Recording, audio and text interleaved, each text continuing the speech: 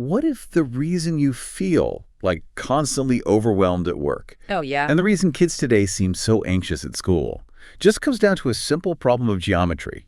Like, you might be living your life inside a pyramid while the modern world is aggressively demanding a diamond. It sounds super abstract, I know. But when you look at the fundamental blueprint of how we organize our society, that geometry dictates absolutely everything. Right. It dictates who gets to make decisions, who is allowed to fail, and, who is actually capable of adapting. And for you listening, the learner adapting is basically everything. Yeah. You are constantly driven to stay ahead of the curve, always absorbing new information, to navigate a world that feels like it's just spinning faster every single day. Yeah, it's exhausting. It really is. You're trying to build a solid foundation of knowledge.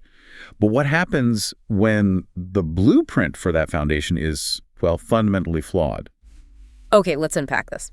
Today, our mission in this deep dive is to explore a stack of really fascinating educational and policy documents centered around this massive conceptual framework called the DiamondKidsEcoSystem. Yeah, and we are looking at a very ambitious set of sources here. We have educational treatises like Assessment Evolution and Curriculum and Flow. Sounds heavy? It is, but it's paired with this sweeping national rollout proposal for South Africa and a really practical facilitator guide designed for parents and teachers. So the core mission of these texts is way bigger than just figuring out, how kids learn to read or write. Oh, absolutely. It's a proposed national strategy to prepare an entire generation for what the sources call the age of integration. It's this deliberate attempt to balance our hyper-fast, tech-driven world with uniquely human qualities. Character, wisdom, responsibility. Right, because we're losing that balance. Exactly. So today, we're going to extract the practical mechanics from these texts. We want to figure out how you can apply this geometry shift right now. Whether you're a parent guiding a child, a manager leading a team through a rough quarter, or just, an individual trying to organize your own chaotic life. So to really understand the solution these sources are proposing, we have to look at the structural flaw in our current operating system. The brick wall analogy. Yes. The texts use this brilliant visual of a brick wall to describe how we traditionally view education and, capability. You lay a foundational brick, put some mortar on it, and place another brick on top. Right, makes sense. Every row, like every grade in school or every step up the corporate ladder, depends entirely on the strength of the row beneath it. So if a foundational brick is loose, the whole wall eventually just collapses. But the text argues that the problem isn't the bricks themselves, right? It's the actual shape of the building we're trying to construct. Exactly. We have been building these walls inside a pyramid geometry. Okay, walk us through the pyramid. Well, think about the mechanics of a pyramid. It's a hierarchical top-down structure. It has this massive, broad base and narrows sharply as it goes up. Like most corporate org charts. Exactly like an org chart. Traditionally, our educational systems and corporate structures were designed this way for an older, much slower world. It was actually a brilliant architecture for industrial employment. Because you needed a huge base of workers who simply absorbed static knowledge, followed the rules, and complied. Right. You only needed a tiny peak of elites at the very top who were allowed to apply critical thinking and make actual decisions. But the sources argue we need this diamond shift. The diamond model represents alignment, cyclical learning, and applied capability over just, rote memorization. Yes. But I have to push back here a little bit. Is the problem really the literal shape of our thinking? It feels like the real issue is just that we teach to a standardized test. Are we basically just swapping a triangle for a diamond and calling it a revolution? It's a fair question. But the geometry actually dictates the entire flow of action. Like a pyramid inherently creates a massive bottleneck for human capability. How so? It keeps the vast majority of people stuck at the wide base of mere knowing. You memorize the facts, you sit for the test, and you wait for instructions. Oh, yeah. The diamond changes the physics of that environment. It places application at the widest part, like the absolute center. It demands that knowledge cannot remain static. It has to immediately become capability through physical experience. So it's not just about what you know. It's about what you can actually do with what you know. And crucially, who you become by doing it. Exactly. So that requires shifting from a straight line to a continuous loop. If the diamond is the new shape of learning, moving through it needs a completely different engine. Yeah. The text compares this to baking a cake, which I thought instantly clarifies the friction we feel every day. If you bake a cake using the old pyramid linear model, where the process is just Teach, test, grade, move on. Mm-hmm. It's a complete disaster. Oh, total disaster. Right. You read the recipe once, throw all the raw flour, eggs, and sugar into a pan without mixing them, shove it in the oven, and just hope for the best. And then someone pulls out this burnt, unmixed mess and just grades you with an F, like you failed the bake test. Exactly. But real life doesn't work that way. When you actually bake, you operate in a cycle. You decide on a chocolate cake. You gather ingredients. You mix. And crucially, you taste the batter. You check it along the way. Right. You realize it's bitter, so you add sugar. You adjust the oven temperature while it's baking. And if it comes out slightly dry, your brain logs a note.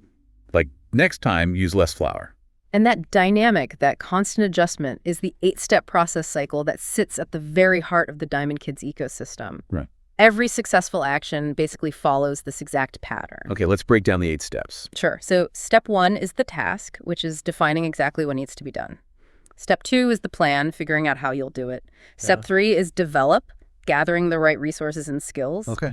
And step 4 is implement, putting the plan into action. Then step 5 is assess, so checking how the implementation is going. Step 6 is reflect, asking why it's going that way. Step 7 is lessons, figuring out what to change for next time. And the final step, step 8, is character. Yeah, and that 8th step is what elevates this from a simple project management tool to a real human development framework. Because it's not just checking boxes. Right. In the Diamond ecosystem, character isn't just some motivational poster about honesty or hard work. Character is formed exclusively through the friction of the cycle. Wow. Responsibility is built by being handed a task, struggling to implement it, dealing with the assessment, and owning the outcome. There is a hidden mechanic within this 8-step cycle that the text calls the theory of opposites, and I found this fascinating. If you draw these 8 steps in a circle, the steps that sit directly across from each other mathematically inform each other. It creates a perfectly closed loop of accountability. To put my own spin on this, it kind of reminds me of navigating a road trip with a GPS. You don't just drive blind for 3 days and wait until you run out of gas to see if you made it to Chicago. No, you'd constantly check the map. Exactly. Yeah. Your ultimate destination, which is step 1, the task, is constantly communicating with your current location on the map, which is step 5, assess. In the Diamond cycle, if your task in step 1 was to write a 5-sentence paragraph, you don't have to invent a complex grading rubric out of thin air. Right. Your assessment in step 5 is just asking, well, did you write 5 sentences? And the exact same mechanism links step 2 and step 6. Your plan in step 2 gives you your exact reflection criteria in step 6. Oh, that makes sense. If you plan to use a specific tool or like a specific strategy, your reflection simply asks, did that specific tool actually work? It removes all the ambiguity from evaluating success or failure. Here's where it gets really interesting for me, though. Assessment isn't at the end of the journey. Steps 5 and 6, assess and reflect. They happen right in the middle of the cycle while the cake is still in the oven. Well, you can still fix it. Exactly. But let's be real. The word assessment makes people sweat. I mean, it triggers deep anxiety. How do we put assessment in the center of everything we do without completely paralyzing people? Well, we have to redefine what assessment actually is. We have to strip away all that psychological baggage attached to it. The text points out that we've been conditioned to believe that assessment is synonymous with judgment. Yeah, totally. We think it's the judge hitting the gavel, ranking us, and deciding who fails. Am I ready? Everyone is going to be watching me. Will I be okay? That fear of finality, it's just paralyzing. But the sources make a really sharp distinction here. That fear belongs to examination. Examination is about final judgment. True assessment in the Diamond framework is just checking the bricks while the mortar is still wet. I love that phrase. It's categorized into 3 distinct types. Diagnostic, which asks, where are we starting? Formative, which asks, are we moving in the right direction? And summative, which asks, did we arrive at the task? The text gives this highly relatable example of a grade 3 classroom learning to write that 5-sentence paragraph. A traditional pyramid model teacher lectures about topic sentences, tells the kids to write the paragraph, collects the papers at the end of the week, and just bleeds red ink all over them. And the kids get a C- and feel like total failures. Because the examination happened way too late to change the outcome. Exactly. But using the Diamond cycle, the teacher shifts from being a judge to being a coach. The teacher says, write your topic sentence about a cat on your whiteboard and hold it up. The teacher walks around. One kid wrote, my cat is fluffy, too narrow. Another wrote, I have a cat, just a fact. Right. But a third wrote, "My cat Whiskers is the laziest cat in the world." The teacher can immediately correct the first two kids before they build a flawed wall on a loose foundation. Which completely rewires the psychology of learning. And the text roots this deeply in Benjamin Bloom's taxonomy. Bloom's taxonomy, yes. Bloom categorized learning into three domains: the cognitive domain, which is the head, or knowing; the affective domain, which is the heart, or feeling; and the psychomotor domain, which is the hands, or doing. So the diamond cycle forces the learner to integrate all three simultaneously. Yes. Yeah, let's look at how that actually plays out for the kid with the whiteboard. It's not just a cognitive exercise. Not at all. The head understands the structural rule of the sentence, but when the teacher points out the sentence is too narrow, the heart feels a momentary sting of friction or frustration. Right. But because the teacher is assessing, formatively checking, not judging, the heart processes that friction as guidance rather than, failure. It builds emotional resilience. Oh, I see. Then the hands physically erase the board and write a better sentence. The capability is forged because the head, heart, and hands are all engaged in the same loop. It integrates the whole person. But let's scale this up. If this cycle works beautifully for a third grader, writing a paragraph about Whiskers the cat, how does this blueprint scale to fix larger societal issues? The sources claim this is a proposed national strategy. Well, the framework relies on the fractal nature of the diamond. A fractal is a pattern that remains identical no matter how close or how far away you zoom in. So the micro looks exactly like the macro. The text describes this as a fractal constellation. The exact same 8-step pattern operates at every single scale of human organization. A single child is a diamond. They learn to organize their bedroom using task, plan, implement, assess, and reflect. Okay. The family is a slightly larger diamond, using the exact same cycle to manage, say, household finances or chores. So a school is a diamond, a corporate office is a diamond, and a national government is a diamond. To visualize this, it's almost like a massive symphony orchestra. That's a great way to look at it. The violinist tuning her strings is using the exact same principles of pitch and rhythm as the entire 100-piece orchestra playing a symphony.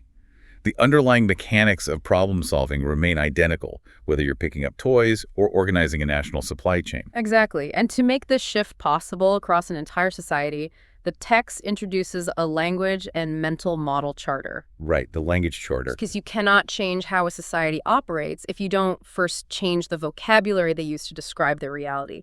Language basically creates the boundaries of perception. The charter shifts some very fundamental terms, like it argues we must shift our mental model from job to career. Yes. A job is something you're given. It implies the pyramid, where you sit and wait for a paycheck. A career is something you actively build. It shifts from dependency to capability. And profoundly, it shifts from viewing citizens as a recipient of services to a participant in society. And changing the word from recipient to participant flips the psychological locus of control. A recipient believes the future simply happens to them. If there's a problem, they just wait for the government or the boss to deliver a solution. Right, they're passive. But a participant is an active agent. They see a problem, they define a task, they make a plan, and they execute. I have to play devil's advocate here, though, because this sounds incredibly utopian. I mean, it's easy to put participant over recipient on a PowerPoint slide. But practically, how do you get exhausted parents, overworked teachers, and a cynical society to adopt this? What happens when an adult simply refuses to engage with this cycle because it just takes too much time? That is the central friction of this entire transition. The sources address this directly in the facilitator and parent guides. Okay, what do they say? The absolute hardest part of the Diamond ecosystem is that adults are no longer allowed to solve problems for the kids. They have to step back and facilitate the process. Which goes against every parental and managerial instinct we have. When someone is struggling, our instinct is to rush in and just fix it for them. We step in, take control, and give them the answer because, well, it's faster. So much faster. But the text emphasizes that the Diamond framework relies heavily on delayed gratification. When a child fails a task, the adult cannot fix it. The adult has to ask, what was your task? What was your plan? Why didn't it work? What will you do next time? That sounds exhausting. It is agonizingly slow in the short term. You have to hold the space, let them struggle, let them feel the frustration in their heart, and let their hands try again. So rushing to fix it feels efficient. but it actually robs the child of the opportunity to form capability. You are literally stealing their character development. Yes. If the adult short-circuits the cycle, the diamond collapses back into a pyramid and the child just learns dependency all over again. Wow. It's one thing to have this theory in a parent guide, but the sources detail a massive, real-world battle plan to roll this out on a national scale in South Africa. They're targeting 12,000 schools. The scale of the proposal is just staggering, and it highlights a critical detail, actually. They are utilizing materials in English, isiZulu, and Siswati right out of the gate. Which ties perfectly back to the language charter. You can't fundamentally rewire a child's mental model about capability in a language they don't dream in. Exactly. They're trying to build a common national architecture of problem solving. The ultimate goal of this 12,000 school rollout is ushering in what the texts call the age of integration. Think about how large organizations and governments usually operate. They are hopelessly fragmented into silos. Oh, completely. Basic education doesn't talk to the Department of Health. Social development doesn't align with trade. They speak completely different bureaucratic languages. So if a whole generation is raised understanding the diamond process, suddenly all of these silos have a universal translator. Yeah. The Department of Health can look at a crisis and use the exact same 8-step problem-solving architecture that the Department of Trade is using. They can finally integrate. But here's the danger. Whenever a national government decides to implement a massive top-down framework, it usually turns into a bureaucratic bulldozer. It crushes local nuance. Exactly. Yeah. How does the diamond avoid becoming a rigid, one-size-fits-all disaster? Well, the architecture is specifically designed to prevent the bulldozer effect by balancing top-down vision with bottom-up application. Okay, how does that work? The national government provides the framework, the 8-step cycle, the language, the resources, but the local school, the teacher, and the community apply that framework to their highly specific geographic and cultural realities. So if the government provides the blueprint and the local community builds the house, what happens when a local community lacks the resources or simply chooses terrible tasks? Doesn't local application mean local chaos? It would, without the built-in feedback loop of the diamond. The assess and reflect steps don't just happen at the student level, they happen at the systemic level too. Oh, I see. When a local school struggles, that failure, and the lessons learned from it, travels back up the chain. The top learns from the bottom. It's a continuous living loop of adaptation for the entire country, rather than some static mandate imposed from above. That is a staggering vision for how a society can evolve. So to bring this all together for you, the listener, the core takeaway here is deeply personal. Whether you're trying to manage a team at work, raising a family, or just navigating your own life, you have to stop operating like a top-down pyramid. Stop waiting for static knowledge to solve your problems, and definitely stop viewing assessment as a final judgment on your worth. Adopt the diamond. Start looking at your challenges in continuous cycles. Define your task clearly. Make a concrete plan, execute it, and crucially, check the bricks while the mortar is wet. Assess yourself in the middle of the process without fear. Reflect on the friction, extract the lessons, and recognize that the struggle is exactly what is building your character. The text leaves us with a brilliant final contrast, too. We're living in an era obsessed with the speed of technology. Artificial intelligence is constantly releasing new frontier models, pushing the boundaries of machine intelligence. Right, machines can instantly give us the what and the how. They can generate a perfect cake recipe in 2 seconds. But AI cannot taste the batter. It cannot replace human wisdom, it cannot exercise moral judgment, and it cannot build character through physical experience in a community. Which leaves you with a really provocative question to mull over this week. If AI is the frontier model for machine evolution, is the diamond process the necessary frontier model for human evolution? In a world that is accelerating terrifyingly fast, perhaps the only way to protect our humanity is to deliberately slow down, embrace the friction of our mistakes, ask ourselves what did we learn, and allow our actual physical experiences to forge our character. We just have to trade the illusion of speed for the reality of lasting capability. So the next time you feel like your foundations are shaking, don't panic. Just ask yourself, did I check the bricks? Have I clearly defined the task? Thank you for joining us on this deep dive into the source material. We hope you take the diamond cycle into your own life this week, and we'll see you next time.